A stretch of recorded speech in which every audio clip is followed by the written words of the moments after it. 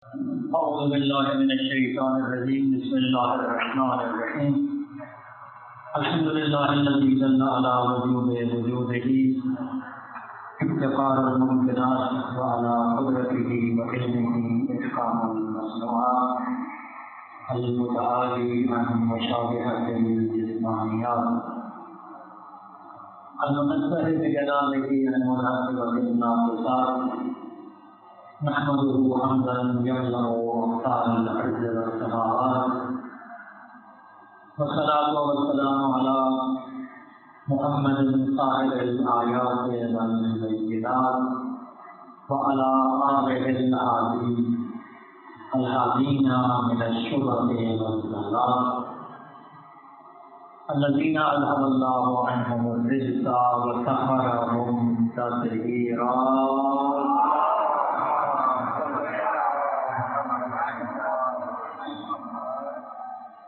ورحمة الله محبهم ومواليهم واللعنة على أعدائهم من يوم عداوتهم إلى يوم الدين. أما بعد فقد قال الله تعالى في كتابه المجيد: بسم الله الرحمن الرحيم. هو الذي خلق من الماء بشرا وجعله نسبا وصهرا خلق به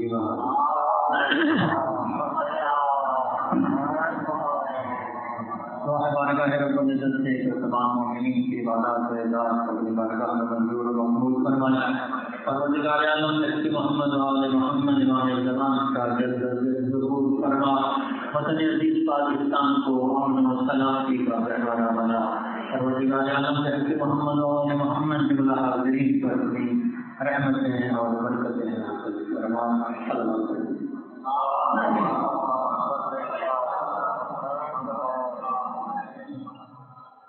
اور یکم ذوالحج بڑا ہی مبارک اور برکت اور مصروف دن ہے، کیونکہ یہ وہ دن ہے کہ جب سیدہ کائنات سیدہ نساء العالمین حضرت فاطمہ الزہراء سلام اللہ علیہا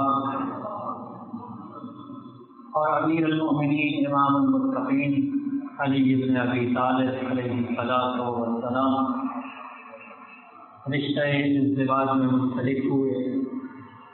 کتنا خوبصورت رشتہ ہے کہ جہاں ایک طرف دولہا وہ ہے کہ جو خدا کے گھر میں آیا ہے اور دلہن وہ ہے کہ جو رسول خدا کے گھر میں آئی ہے. جہاں ایک طرف وہ ہستی ہے کہ جس کی آمد خانہ کعبہ میں ہوئی ہے، دوسری طرف وہ ہستی ہے کہ جس کی آمد مصطفیٰ کے گھر میں ہوئی ہے. ایک طرف وہ ہستی ہے کہ جس کے بارے میں خود رسول اکرم نے فرمایا کہ انا و علی من نور واحد، کہ میں اور علی ایک نور سے ہیں. اور یہ وہ نور ہے کہ جس کو اللہ نے آدم کی تخلیق سے لاکھوں سال پہلے خلق فرمایا تھا. پھر اس نور کو حضرت آدم کے صلب میں رکھا. وہی نور صلب آدم سے منتقل ہوتا ہوا صلب نوح میں پہنچا. صلب نوح سے انتقال کرتے ہوئے یہ نور صلب ابراہیم میں آیا، وہاں سے صلب اسماعیل میں، پھر یہ نور اسلاف طاہرہ میں اور ارحام مطہرہ میں منتقل ہوتا ہوا یہ نور حضرت عبد المطلب تک پہنچا. اور جناب عبد المطلب سے پھر یہ نور دو حصوں میں تقسیم ہوا. ایک حصہ نور کا جناب عبداللہ کے صلب مبارک میں اور دوسرا حصہ نور کا جناب ابو طالب کے صلب مبارک میں. پھر اللہ نے اس نور کے ایک حصے کو جناب محمد مصطفیٰ کی بشری شکل عطا کی اور نور کے دوسرے حصے کو اللہ نے علی مرتضیٰ کی شکل عطا کی. یہ نور جو ازل سے ایک تھا، جسمانی صورت میں آنے کے بعد یہ نور دو حصوں میں تقسیم ہوا، تو اللہ نے چاہا کہ اس تقسیم شدہ نور کو دوبارہ جسمانی دنیا میں بھی جیسے یہ عالم ملکوت میں متحد تھا، عالم ناسوت میں بھی اسے متحد کر دیا جائے. تو اس لیے اللہ نے امیر المومنین علی ابن ابی طالب اور حضرت فاطمہ الزہرا کے عقد کا انتظام کروایا. اور یہ عقد جیسا کہ روایات میں ملتا ہے کہ عالم عرش میں خداوند متعال نے فرشتوں کی موجودگی میں جناب امیر المومنین اور حضرت فاطمہ الزہرا کو رشتہ ازدواج میں منسلک کیا. جناب جبرائیل یہ پیغام لے کر آئے جناب مصطفیٰ تک، اور فرمایا کہ اے حضرت محمد مصطفیٰ حبیب کبریا، خداوند متعال فرماتا ہے کہ اللہ نے علی اور زہرا کو رشتہ ازدواج میں منسلک کر دیا ہے۔ اب آپ بھی اس عالم ظاہری میں، اس دنیاوی نظام کے اندر، اس عالم ناسوت کے اندر ان دونوں کے نکاح کا انتظام فرمائیں، اور جس دن ان دونوں کے نکاح کا انتظام ہوا وہ یہی دن تھا جس کو یکم ذی الحج کہا جاتا ہے۔ تو خدا متعال کے حکم سے پیغمبر اکرم نے اس دن کو ان دونوں کے اس نکاح کا انتظام فرمایا۔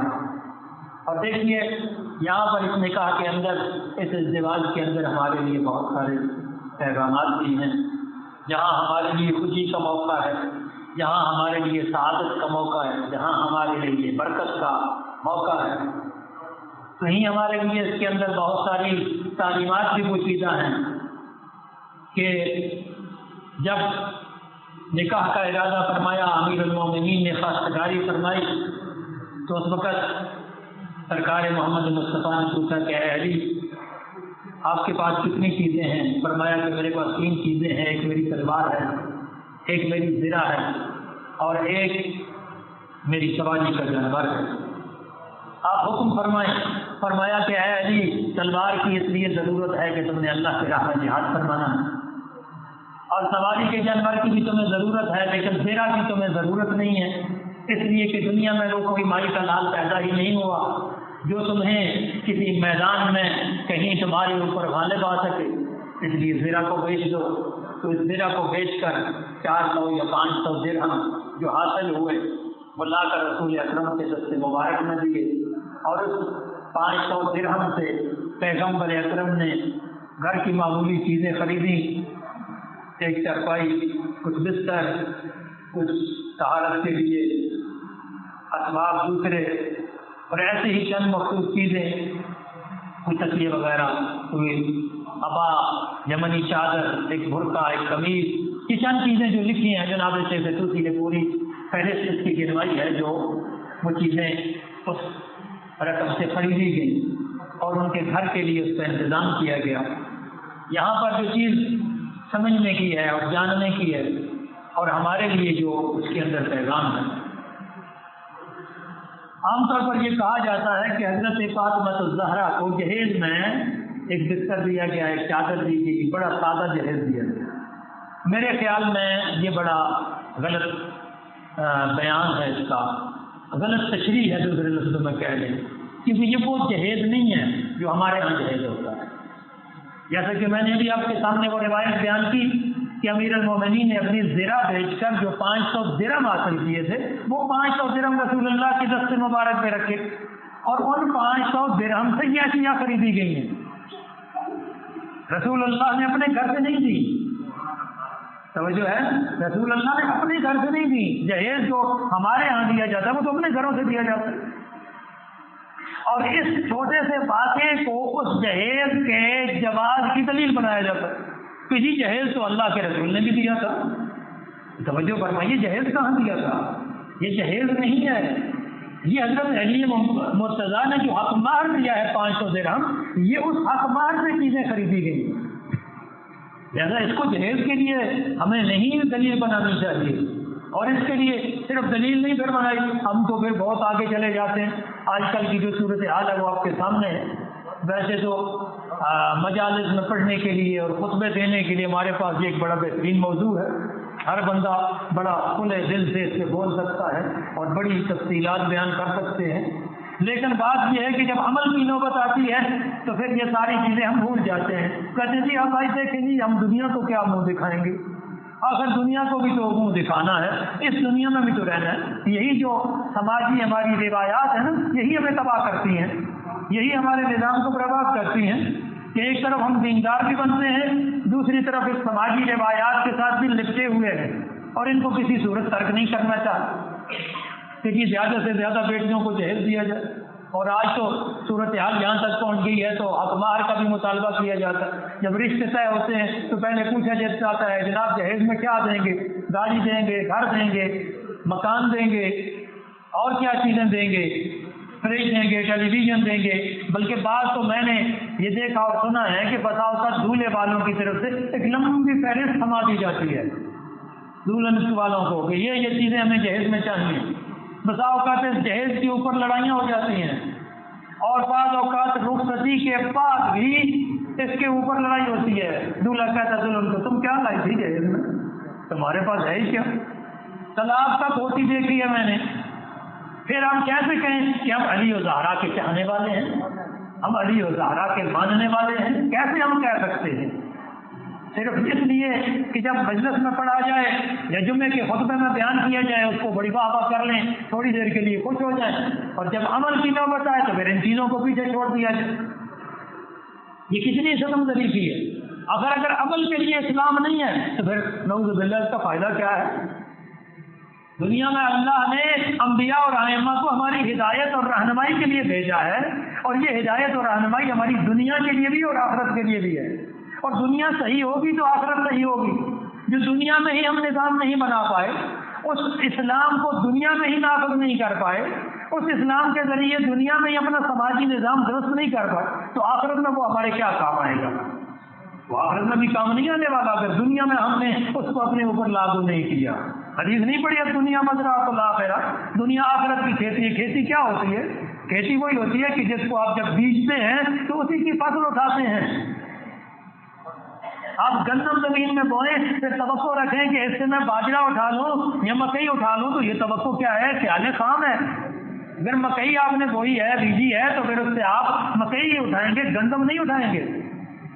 تو دنیا میں اگر ہم اسلام کو اپنے اوپر لاگو نہیں کرتے, اسلام کا بیج معاشرے میں بیجتے نہیں ہیں, صرف زبانی کلامی اپنے اوپر اسلام کو نافذ کرتے ہیں, تو پھر وہ اسلام آخرت میں ہمیں کیا فصل دے گا؟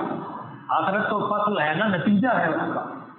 فصل دنیا ہے اور اس فصل کا جو پھل اٹھانا ہے وہ آخرت میں اٹھانا ہے. تو آخرت میں ہم کیسے پھل اٹھائیں گے جب دنیا میں اپنے اوپر لاگو ہی نہیں کیا؟ تو عرض یہ کر رہا تھا کہ جہیز کی صورت میں کتنا ایک بہت بڑی رکاوٹ بن چکی ہے. اس وقت بہت سارے نوجوان لڑکوں اور لڑکیوں کی شادیاں نہیں ہو پاتی اسی جہیز کے انتظار میں. کبھی لڑکا گزر جاتا ہے, ماں باپ بھی اپنا جو ہے وہ دین دنیا کو جو ہے وہ پسے پش ڈال کر صرف اس پہ لگے ہوئے ہیں کہ بیٹوں اور بیٹیوں کے لیے جہیز مقرر کیا جائے, اتنا خرچ اخراجات کیے جائیں, بڑے بڑے اخراجات جب تک نہ ہوں, بڑے بڑے شادی حالوں میں جب تک فنکشن نہ ہوں, ہم سمجھتے ہیں کہ یہ شادی ہی نہیں ہوئی. اور اس کا نتیجہ کیا ہوتا ہے؟ نتیجہ وہ بے روی ہے جو معاشرے کے اندر موجود ہے, جو ہر جگہ میں نظر آتی ہے. جب نوجوانوں کی شادیوں میں تاخیر ہوگی تو اس کے نتیجے میں بے روی تو پھیلے گی. کتنی بار بے روی, ہم کبوتر کی طرح اپنی آنکھیں بند کر لیتے ہیں کہ شاید کچھ بھی نہیں ہو رہا, لیکن آنکھیں بند کرنے سے خطرہ کم نہیں جاتا. صورتحال کس قدر سنگین ہے شاید بزرگوں کو اتنا اندازہ ہی نہ ہو, لیکن جو نوجوان سوشل میڈیا سے وابستہ ہیں انہیں اندازہ ہوگا کہ صورتحال کتنی سنگین ہو چکی ہے. اور اس کا ایک بڑا جو فیکٹر ہے, جو بڑا سب عامل ہے اس کا, وہ یہی ہے کہ ہم نے شادیوں میں بہت زیادہ تاخیر کر رکھی ہے, اور اس تاخیر کی بڑی وجہ یہی ہوتی ہے کہ جہیز کا انتظار کیا جاتا ہے, جہیز اکٹھا کرنے میں, اور جہیز جب تک نہ ہو اس وقت تک شادیاں نہیں ہوتی. اور ایک اور جہاں پر جو بڑی مصیبت مجھے نظر آتی ہے, مجھے معاف کیجیے گا اگر آپ کو میری بات کڑوی لگے, وہ کیا ہے؟ اب بہت سارے خیراتی ادارے بن گئے ہیں جو شادیاں کرنے کے لیے جہیز دیتے ہیں, بجائے اس کے کہ اس لعنت کو ختم کیا جائے اس کو الٹا جواب فراہم کیا جا رہا ہے کہ ٹھیک ہے جی ماں باپ غریب ہیں, جہیز نہیں دے سکتے, ہم جہیز دیتے ہیں. یہ آپ ختم کر رہے ہیں اس کو, رسم کو, یہ آپ دنیا کو سادہ بنا رہے ہیں, یہ آپ دنیا کو اسلام کے مطابق بنا رہے ہیں, یہ سماج کو اسلام کے مطابق ڈال رہے ہیں یا اسلام کو سماج کے مطابق. آپ نے تو اسلام کو اپنی سماجی روایات کے اندر ڈالنا شروع کر دیا ہے. خیراتی اداروں کا یہ کون سا طریقہ ہے جناب؟ بہت ساری شادیاں کرائی جا رہی ہیں جی, فلاں ادارے کی طرف سے اتنا جہیز دیا جائے. معاشرے کے حالات درست کرنے کی کوئی کوشش نہیں کی جاتی, معاشی حالات کے لیے کچھ سوچا نہیں جاتا, سماجی حالات کے لیے کچھ سوچا نہیں جاتا, اور صرف انہی چیزوں پہ زور ہے. تو یہ میرے خیال میں ایک کیا ہے وہ نعوذ باللہ من ذالک, بیچ میں مخلص لوگ بھی ہوں گے, لیکن زیادہ تر تو مجھے اس میں ریاکاری ہی نظر آتی ہے. کوشش کریں کہ ایسی رسموں کو ختم کریں, ایسی رسموں کو کم کریں اور اس کی کمی میں معاون بنے، اس کو بڑھانے کا سبب نہ بنے۔ معاشرے کے اندر جو طبقاتی تفریق پیدا ہو چکی ہے، جو دیکھا دیکھی، جو بڑی اعلیٰ کلاس کے لوگ جب بڑے بڑے پروگرام کرتے ہیں، مڈل طبقہ جب دیکھتا ہے وہ کہتا ہے میں نے بھی ایسے ہی پروگرام کرنے ہیں، ایسے ہی شاندار پروگرام ہوں جی، بڑے بڑے شادی حالوں میں ہوں، بہت بڑا پروگرام ہو۔ تو کتابوں میں ہم لکھ دیتے ہیں جی اسلام سادگی کا درس دے دیتا ہے، ممبر پہ بیٹھ کے بھی یہ درس دے دیتے ہیں جی اسلام بہت سادگی کا درس دے رہا ہے، مجالس میں بھی تبلیغ ہوتی ہے جی اسلام بڑا سادگی کا درس۔ یہ ایسے ہی ہے جیسے کچھ لوگ کہتے ہیں جی اسلام امن کا دین ہے، لیکن جب کوئی بندہ ذرا سی بات کرے، اپنے عقیدے کو بیان کرے، فوراً مرتد کا فتویٰ لگا کر اس کی گردن اڑانے کی کوشش کر دیتے ہیں۔ یعنی زبان میں کیا ہے اسلام امن کا دین ہے، عمل میں کیا ہے کوئی امن شمن نہیں ہے۔ امن اسی کے لیے ہے جو ہمارے عقیدے کے مطابق ہو، جو ہمارے عقیدے سے ذرا اختلاف کرے اس کے لیے کوئی امن نہیں ہے۔ یہی اسی طرح یہاں بھی ہو رہا ہے، زبان سے ہم کہہ رہے ہیں اسلام سادگی کا دین ہے، اور عمل میں بجائے سادگی کے تجمل گرائی کو، اسراف گرائی کو، اسی کو ترویج کر رہے ہیں اور اسی میں اضافے کا سبب بن رہے ہیں۔ صلوات پڑھ لیجیے بابا۔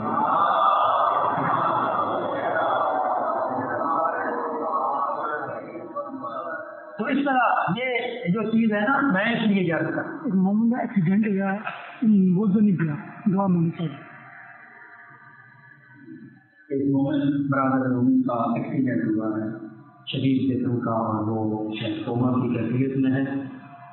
پروردگار عالم بہت کے بیمار کربلا، بہت کے شہداء کربلا، اس مومن کو جملہ مریض مومنین و مومنات کو شفا کامل عطا فرمائے۔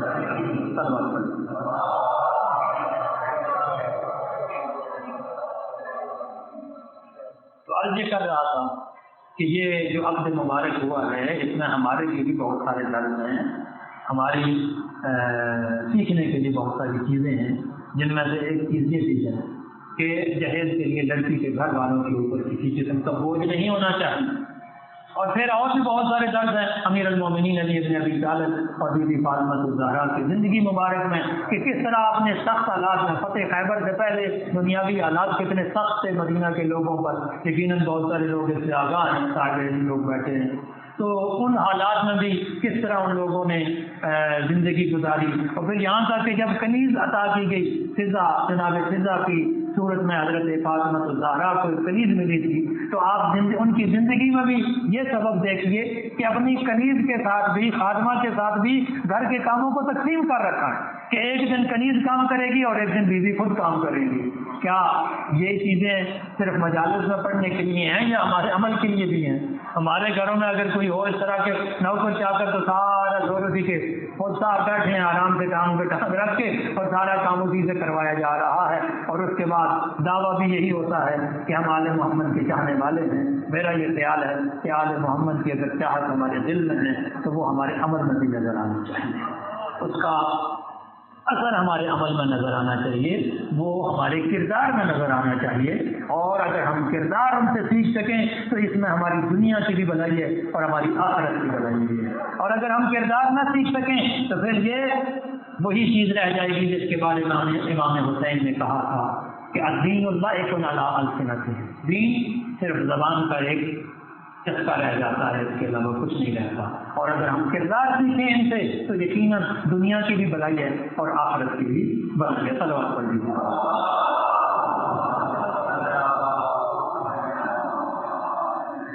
میرے پاس 3-4 منٹ ہیں، ان 3-4 منٹ کے اندر ایک پیغام بھی پہنچانا ضروری ہے۔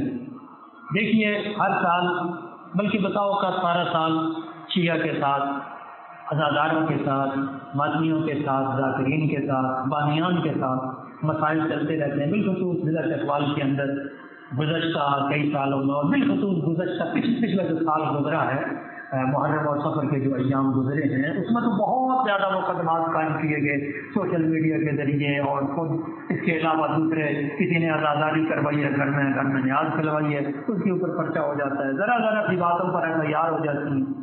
میں یہ کہتا ہوں، آج بھی میں آتے ہوئے سوچ رہا تھا کہ ادھر گورنمنٹ جناب پیٹرول بڑھاتی ہے، پیٹرول اگر پڑتا ہے 10 روپے تو سواری جو ہے وہ گاڑیوں والے 30 سواری 10 روپے بڑھا دیتے ہیں، وہ لیٹر کے ساتھ پڑتا ہے، یہ ہر سواری سے اتنا ہی وہ جو ہے نا وہ 1 لیٹر کا جو 14 روپے بڑا ہے نا، تو یہ جو ٹرانسپورٹ والے ہیں وہ ہر سواری سے اتنا نکال لیتے ہیں.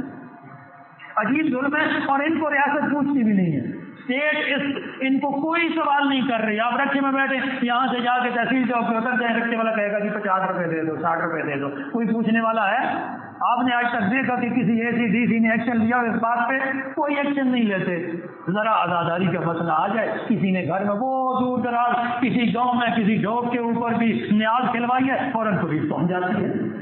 تو یہاں پولیس کہاں چلی جاتی ہے؟ یہاں پولیس کے اسٹیٹ کی ریٹ کہاں چلی جاتی ہے؟ کیوں ریاست ہمیں نظر نہیں آتی؟ معاشی مسائل میں ریاست نظر ہی نہیں آتی. یہاں ریاست کام نہیں کرتی.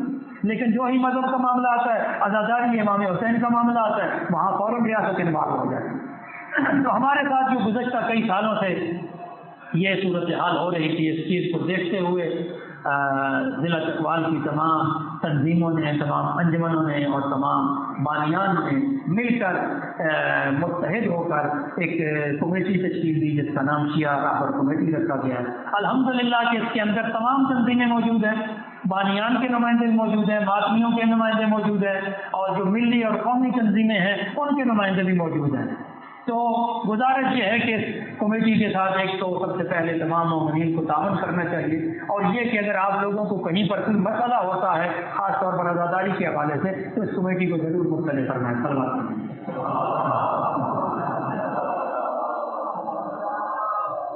تو اسی کمیٹی کا انشاءاللہ العزیز ایک بھرپور پروگرام 17 جولائی کو منعقد ہو رہا ہے اسی سرفراز گراؤنڈ میں، امام برگاہ کے باہر جو گراؤنڈ ہے اس کے اندر 17 جولائی کو ایک پروگرام منعقد ہو رہا ہے. تمام مومنین اپنا فرض سمجھ کر اس میں شریک ہوں تاکہ ایک بھرپور طاقت کا، اتحاد کا اور یکجہتی کا مظاہرہ ہو. تمام لوگ دیکھیں کہ واقعی یہ شیعہ متحد ہیں، اور یقین مانیے کہ جب شیعہ متحد ہوں تو پھر دنیا کی کوئی طاقت ان کے سامنے میں رکاوٹ نہیں بن سکتی.